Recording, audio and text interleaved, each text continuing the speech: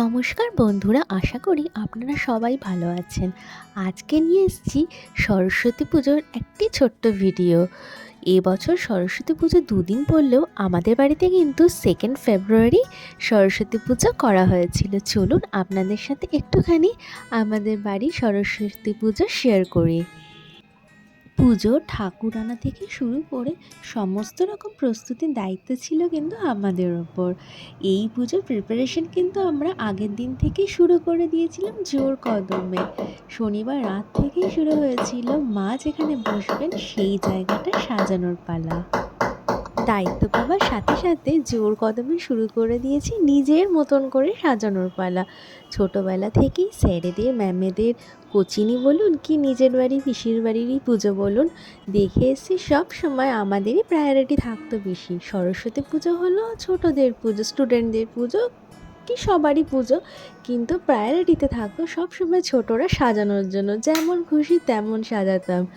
এখনও কিন্তু বিয়ের পরেও এই জিনিসটার কিন্তু অন্যথা হয় না। নিজের মতো যেমন খুশি তেমনই সাজাই এই একটিমাত্র পুজোতে। এছাড়াও আমার বাড়িতে সমস্ত রকম পুজোই হয়, কিন্তু সাজানোতে বেশি মজা হয় এই সরস্বতী পুজোতে। আমি আর তার সাথে আমার হাজবেন্ডও এখন চলে এসছে আমাকে হেল্প করতে। ফাইনালি সাজিয়ে ফেলেছি। এটা হলো রবিবারের সকাল। এখন বাজে প্রায় 9টা।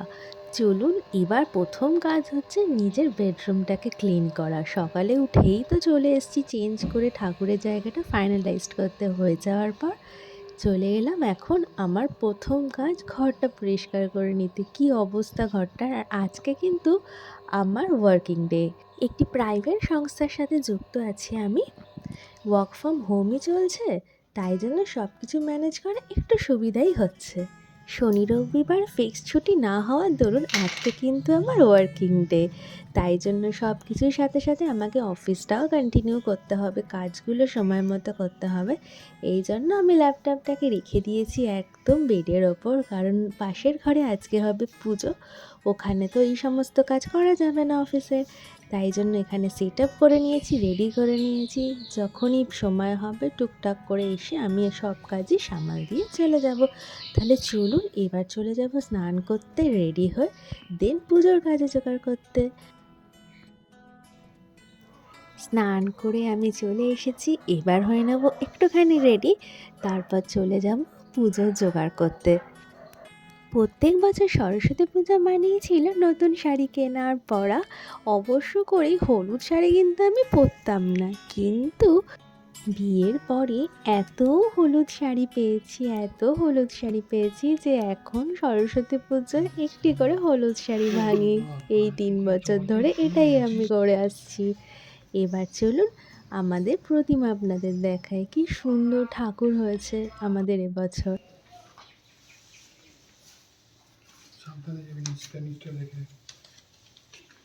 শুরু হয়ে গেছে আমাদের পুজোর প্রস্তুতি।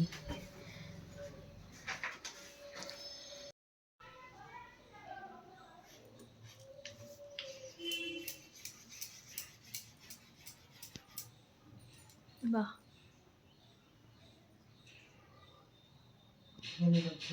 কি সুন্দর লাগছে! ঠাকুরের মুখ এত সুন্দর না, খুব সুন্দর লাগছে। ঠাকুরের মুখ খুব সুন্দর হয়। পাড়ার কয়েকজন এসে তাদের বই দিয়ে গেল, একটু কথা বলে নিচ্ছি, আর তার সাথে চলছে ফুল গোছানো আর ফল কাটা। এই কাজগুলো করতে কিন্তু আমার ভীষণ ভালো লাগে। আমার হাজব্যান্ড গোছাচ্ছে ঠাকুরের টেবিলটা। একটু পরেই শুরু হয়ে যাবে আমাদের পুজো, আর আমাদের পুজো কিন্তু করে আমার শ্বশুরমশাই। সমস্ত বাড়ির পুজো করেন কিন্তু আমার শ্বশুরমশাই। সরস্বতী মায়ের পুজোতে ভোগ নিবেদন করা হয় না, কিন্তু অন্যান্য পুজোতে কিন্তু ভোগ নিবেদন করা হয়।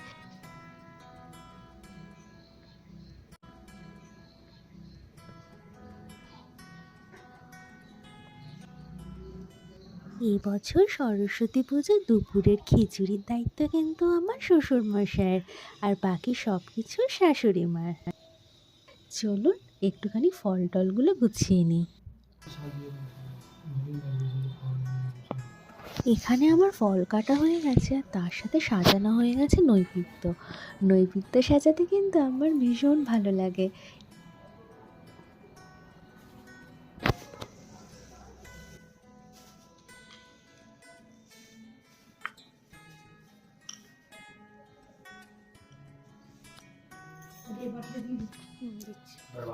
এবার শুরু হয়ে গেছে পুজো। আমার শ্বশুর মশাই এসে গেছেন পুজো করতে। মাকে একটা সুন্দর হলুদ গাঁদা ফুলের মালা পরানো হয়েছিল, তার সাথে একটি রজনীগন্ধা ফুলের মালা। এত সুন্দর দেখতে হয়েছে এবছর মায়ের মুখটা, যে শুধু মনে হচ্ছে তাকিয়ে তাকিয়ে থাকি সারাক্ষণ ধরে। তাহলে চলুন একটুখানি পুজোটা দেখুন।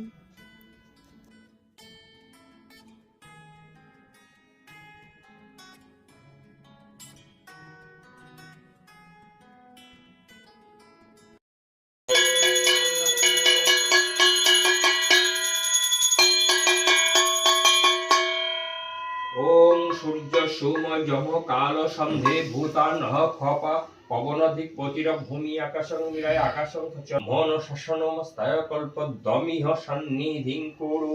ওম শ্রী বিষ্ণু ওম শ্রী বিষ্ণু ওম শ্রী বিষ্ণু। ওম গুরুষি ভূমিরষি দিতিরষি বিশ্বদামা বিশ্বস্য ভুবনস্য দাত্রীজাচ্য পৃথিবীং গৃহভূময় সুজৌমে। পুজো শেষ হয়ে যাওয়ার পরে মেখেছিলাম চাল মাখা। চাল মাখা কিন্তু খেতে ভীষণ ভালো লাগে। তারপরে প্রসাদ সাজিয়ে পাড়ার কিছু বাড়িতে দিয়ে আসলাম আর নিজেরাও খেলাম। তারপরে চলে গেলাম আমরা লাঞ্চ করতে। আজকে শ্বশুরমশাই বানিয়েছিলেন ভুনা খিচুড়ি, তার সাথে ছিল আলুদম, পায়েস আর চাটনি। কিন্তু এবছর আমরা বাজার করতে করতে টোপা কুলটা কিনতেই ভুলে গেছিলাম, সেই জন্য টোপা কুলের চাটনি করা যায়নি। তবে নেক্সট ডে আমরা করে নিয়েছিলাম টোপা কুল দিয়ে চাটনি, সরস্বতী পুজো স্পেশাল। দেখতে দেখতে হয়ে গেল সন্ধ্যা। 6টা বাজার সাথে সাথেই আমার হাজব্যান্ড চলে গেল সন্ধ্যা আরতি করতে।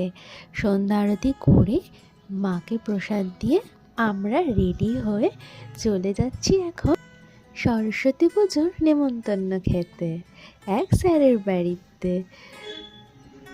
এটা হলো আমার ইভিনিংয়ের সাজ।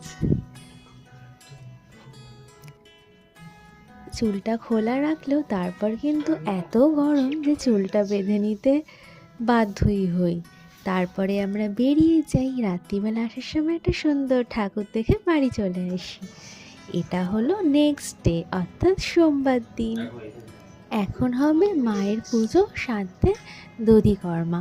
আর আমাদের কিন্তু ঠাকুর আমাদের বিসর্জন দেওয়া হয় না। এই ঠাকুরটি পুরো 1 বছর থাকবে আমাদের সাথে।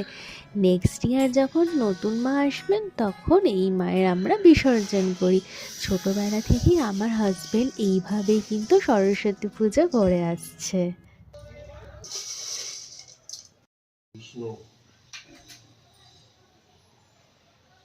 ওম গঙ্গে চ যমুনে চৈব গোদাবরী সরস্বতী নর্মদে সিন্ধু কাবেরী জলেস্মিন্ সন্নিধিং। হয়ে গেল মায়ের শেষ পুজো, আর এদিকে রয়েছি আমি বিধ্বস্ত অবস্থায়। উঠে ফ্রেশন আপ হয়ে বসে গেছি পুজো দেখতে। আর এখন পুজোর পরে দায়িত্ব ছিল আমার দধিকর্মা মাখার পরে সবার বাড়িতে দেওয়ার জন্য রেডি করে দিলাম। এইভাবেই কাটলো আমার এই বছরের সরস্বতী পুজোর সকাল। কেমন লাগলো আপনাদের ভিডিওটা অবশ্যই জানাবেন, আর জানাবেন ঠাকুর কেমন লাগলো আপনাদের। দেখা হবে খুব তাড়াতাড়ি, ততদিন সবাই ভালো থাকবেন, টাটা।